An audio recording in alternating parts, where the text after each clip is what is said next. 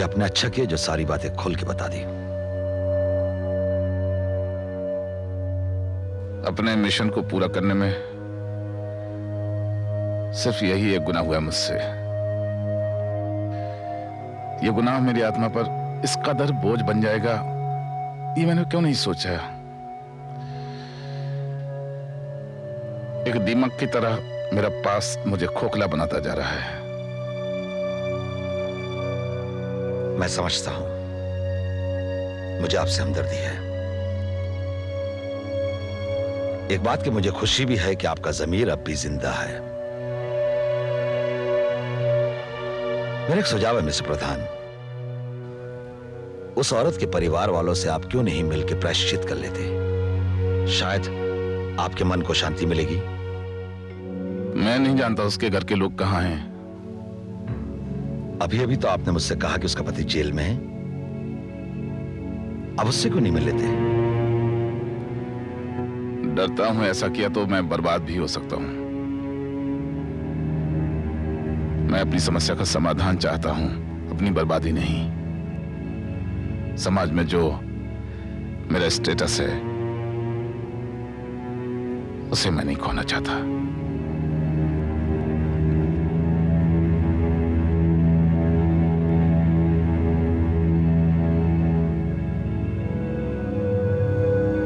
डरिए मत, ऐसा कुछ नहीं होगा। कॉफी बनाता हूं।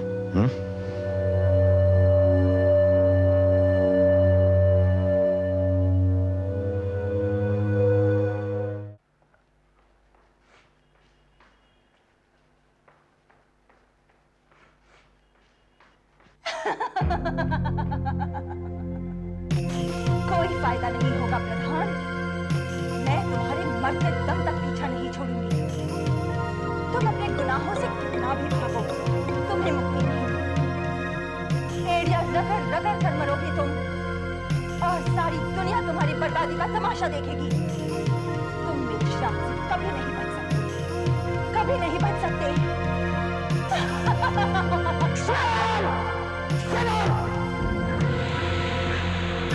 छोड़ो मेरा पुत्र, मेरा पुत्र छोड़ो। मिस्टर प्रधान, क्या बात? Are you okay?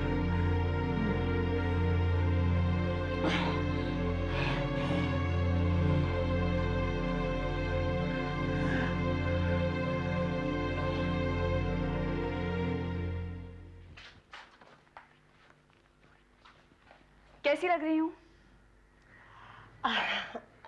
किसी की नजर न लग जाए, बिल्कुल राजकुमारी लग रही है तुम। बिना किसी रियासत की। आंटी, कभी कभी मैं सोचती हूँ कि काश हमारे पास ढेर सारी दौलत होती तो दीदी को इतने दुख नहीं झेलने पड़ते। अंजलि, आज तुम्हारे काम का पहला दिन है और तुम दुख की बात कर रही हो। संसार में ऐसा कौन है बेटी जिसे दुख न हो? दुनिया की सारी दौलत भी मिल जाए ना तो भी इंसान सुख नहीं खरीद सकता। हाँ, जीने का सामान जरूर खरीद सकता है। लेकिन कुछ लोगों को इसी में खुशी होती है, और उन्हीं लोगों में से एक है हमारे जीजू की मम्मी। अगर हमने उन्हें दहेज में पूरी जायदाद दी होती ना, तब वो दीदी को टॉर्चर नहीं करती। अंजलि, तुम नए जमाने की होकर ऐसी बातें कर रही हो। तुम एक जर्नलिस्ट हो, समाज को आयाम प्रदान कर सकती हो।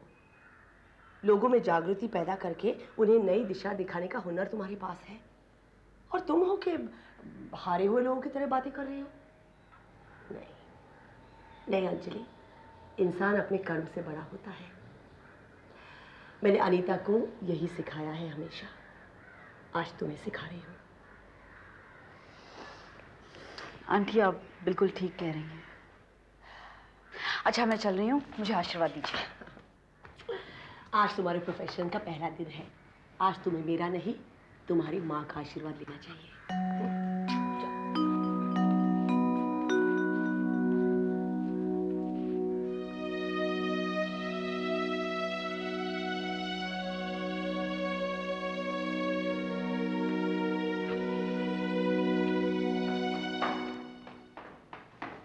बाबूजी, खाना दोपहर में ऑफिस में भिजवा देती। अरे नहीं बेटे, जब तक मैं पूरी तरह से ठीक नहीं हो जाता तुम्हें मेरे बारे में चिंता करने की जरूरत नहीं है। इसमें चिंता की क्या बात है? खाना तो वैसे भी बना नहीं है और आप हरदम बाहर खाना खाइए, ठीक नहीं। मैं भिजवा दूंगी। मैंने कहा ना कि अमित का ख्याल रखो। अब वो ठीक है बाबूजी, मैं खाना भिजवा देती हूँ। जिद मत करो, मैं कह रहा हूँ ना, मैं वहीं खा लूंगा।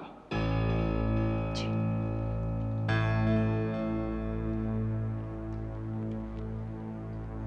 मैंने जोर से डांट दिया। नहीं तो मैं खाना भिजवा दूँ।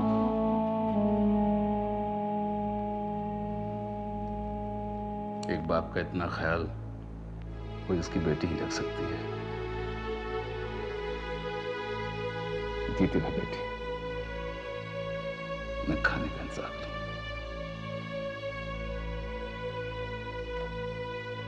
मैं यहाँ इंटरव्यू के लिए आई हूँ। मंत्री जी को याद दिलाइए, मैं कब से इंतजार कर रही हूँ। साहब इस वक्त मीटिंग में बिजी है, उन्होंने डिस्टर्ब करने से मना किया है। नंबर बताइए। मेरी नौकरी चली जाएगी, प्लीज फोन रख दीजिए। आप नंबर बता रही हैं या मैं अंदर जाऊँ? आप क्या है, प्रेस वाली है क्या है आप? अभी पता चल जाएगा मैं क्या हूँ। नंबर बताइए। 127, ये साहब के सेक्रेटरी का नंबर है। हेलो, क्या तमाशा लगा रखा है? जी मैं अंजलि माथुर बोल रही हूँ। जी आप बाहर आ रहे हैं? आ जाइए।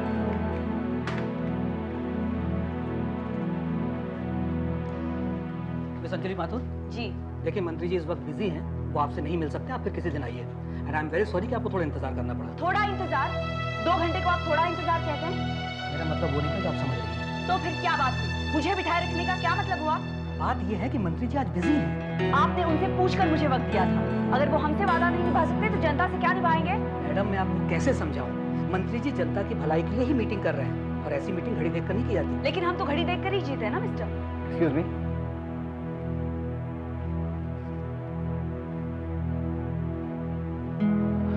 देखिए मैं एक जर्नलिस्ट हूँ। क्या आप भी जर्नलिस्ट हैं? जी हाँ, कोई शक? जी हाँ, मुझे लगता है कि आप जर्नलिस्ट बनने की कोशिश कर रही हैं और कोशिश करने में और एक जर्नलिस्ट होने में बहुत फर्क होता है। आप जर्नलिज्म के पीछे अपना वक्त बर्बाद कर रही हैं क्योंकि आप में पेशेंस तो बिल्कुल नहीं है। और हाँ, अगर आपको अपने वक्त का इतना ही ख्याल है तो घर जाइए, रोटियां सेकिए। क्या? जी हाँ, जर्नलिज्म आपके बस की बात नहीं है मैडम। हाँ, एक बात और, गर्मी जर्नलिस्ट की कलम में होनी चाहिए, बातों में नहीं।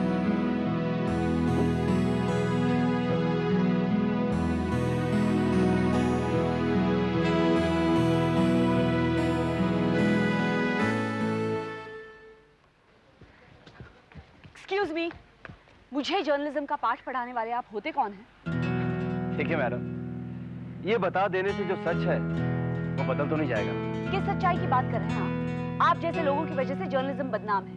आप अच्छी तरह जानते थे कि मैं बिल्कुल सही थी, उसके बावजूद उस सेक्रेटरी के सामने आपने मुझे गलत ठहराया। जान सकती हूँ क्यों? इसकी वजह यह है कि आप बड़े लोगों को नाराज नहीं करना चाहते, क्योंकि आपको डर है कि कहीं वो आपसे नाराज हो जाए और आपकी जर्नलिज्म की दुकान बंद हो जाए। आपका मतलब है मैं अपना ईमान बेच रहा हूँ? देखिए मैडम, अपने फायदे के लिए बड़ों को खुश करना ये मेरा पेशा नहीं है। अच्छा, तो फिर चलिए अभी जाकर इंटरव्यू ले आते हैं। इंटरव्यू जिसे देना है अपनी मर्जी से दे, यहाँ किसी पर कोई जोर जबरदस्ती नहीं है। मैडम, यहाँ पर हम किसी के मोहताज नहीं हैं, लेकिन हर कोई छोटा या बड़ा हमारा मोहताज होता है। मीडिया की मदद के बगैर कोई भी अपनी बात जनता तक नहीं पहुंचा सकता। तो आप यहाँ कैसे पहुँच गए? बैठे रहते अपने एयर कंडीशन ऑफिस में। देखिए, हर पेशे के अपने उसूल होते हैं। ये बात शायद आप समझ नहीं पा रही है क्योंकि आपने जर्नलिज्म में अभी अभी कदम रखा है। मेरी मर्जी को जर्नलिज्म नहीं कहते। यहाँ पर विचारों की जंग होती है, वहां से सुझाव निकलते हैं।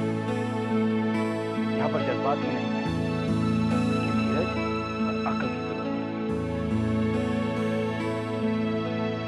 बाय द वे, आपसे मिलकर मुझे खुशी बिल्कुल नहीं।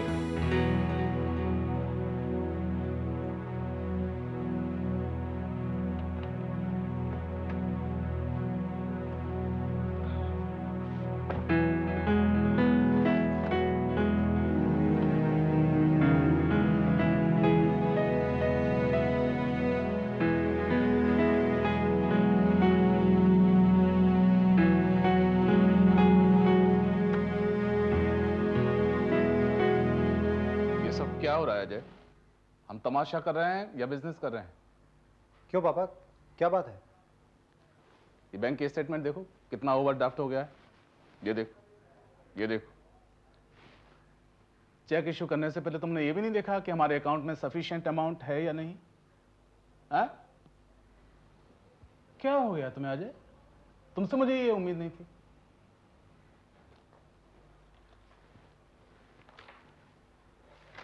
हमारे रिसीव्ड अमाउंट की क्या पोजीशन है? जी मैं अभी देखकर बताता हूँ। क्या तुम्हें अपनी कंपनी के अकाउंट के बारे में भी नहीं पता?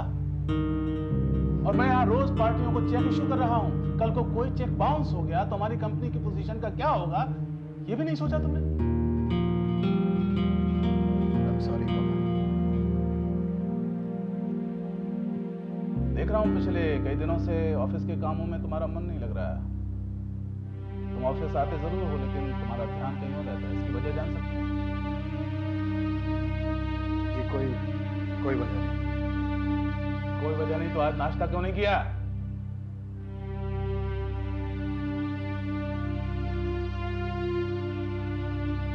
कहीं सविता तो इसकी जिम्मेदार नहीं है? देखो अजय, अपनी घरेलू समस्याओं को बिजनेस से दूर रखो, वरना ये बना बनाया बिजनेस चौपट हो जाएगा। समझ गए? जी हाँ, मैं कोई रास्ता निकालता हूँ।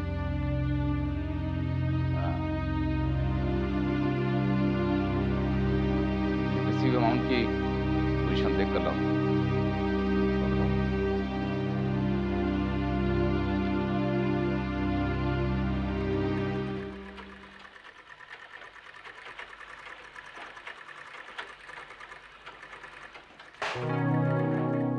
क्या हुआ? कुछ नहीं।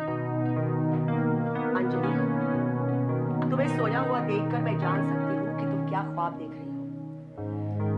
तुम क्या समझती हो तुम्हारी ये परेशानी मुझसे छुप सकती है? मैं परेशान नहीं हूँ, मुझे गुस्सा आ रहा है। ओके? क्यों? क्या इंटरव्यू ठीक नहीं रहा? इंटरव्यू ही नहीं हुआ। अच्छा, तो ठीक है, कोई बात नहीं, फिर कभी सही। देखो तुम इतनी इतनी सी बात पर गुस्सा करना छोड़ दो अंजलि। मेरे गुस्से की वजह कोई और है। ओके? कौन? वही तो पता नहीं चला। समझता क्या है अपने आप को? लेकिन मैंने उसकी गाड़ी का नंबर नोट किया है। आरटीओ में जाऊंगी और पता लगाऊंगी कि कौन है। मुझे जर्नलिज्म सिखा रहा था। लेकिन वो है कौन? फिर वही बात। मगर वो तुम्हें जर्नलिज्म क्यों सिखाने लगा? जरूर कोई जानकार होगा। जानकार माय फुट। क्या कह रहा था? कि मुझ में पेशेंस नहीं है, मुझ में। और क्या मेरी मर्जी का नाम जर्नलिज्म नहीं होता मैडम? नॉनसेंस। मेरी एक बात मानोगी? कहिए। पहले अपना दिमाग शांत रखो और फिर अपने आप से पूछो कि उसने क्या गलत कहा। मैं ये तो नहीं जानती कि वो कौन है, लेकिन अंजलि, अच्छी बातें कभी दुश्मन से भी सीखने को मिले ना तो सीखनी चाहिए। यहाँ ये एंट्री नहीं, यहाँ ये एंट्रीज नहीं है, यहाँ ये एंट्रीज नहीं है।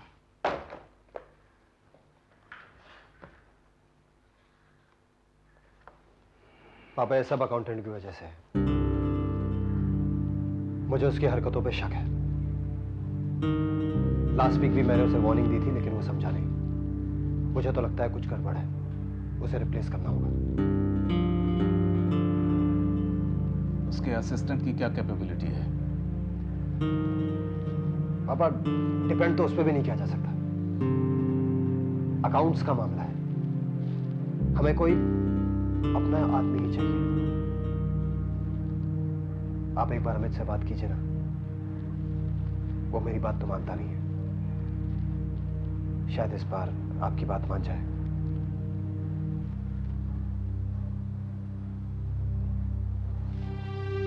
नहीं, अमित जैसे लापरवाह लड़के पर अकाउंट सेक्शन की जिम्मेदारी नहीं डाली जा सकती।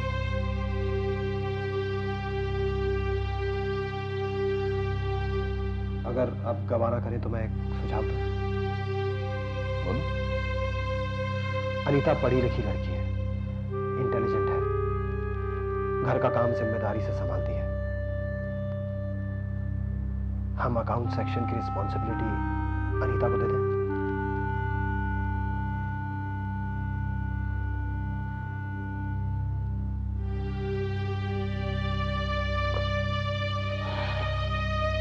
अनीता यहाँ हमारे साथ ऑफिस में काम करे, इस पर मुझे कोई एतराज नहीं है, मगर अनीता की जिम्मेदारी अमित को संभालना है, घर को संभालना है। उसकी जगह घर में है, यहाँ ऑफिस में। कुछ और सोच।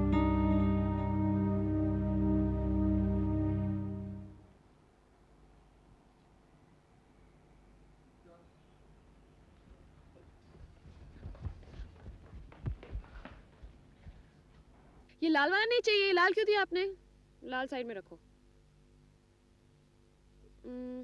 It's okay. Okay. Black black चाहिए? नहीं ये नहीं, और कुछ? 1 2 3 4 कम ऑन मुक्ता, चल ना प्लीज। चल रहे हैं ना। Hey wow, this is such a cool shirt. ओ नहीं नहीं प्लीज, देखो 4 ले जाओ प्लीज प्लीज। ले लो ना please. Okay, so nice of you, thank you. Okay, मैं चलती हूँ। मुक्ता, ये बिल कौन देगा? क्या बात है यार? पता नहीं यार, कहीं उसे ये तो नहीं मालूम पड़ा ना कि तू उसे ठग रहा है? ठगना क्या होता है रे? मेरी नजर तो उसके बाप की दौलत पे। अच्छा, तो बात पहुंची कहाँ तक? मुक्ता भी जल्दी हाथ में आएगी और उसके बाप की दौलत भी।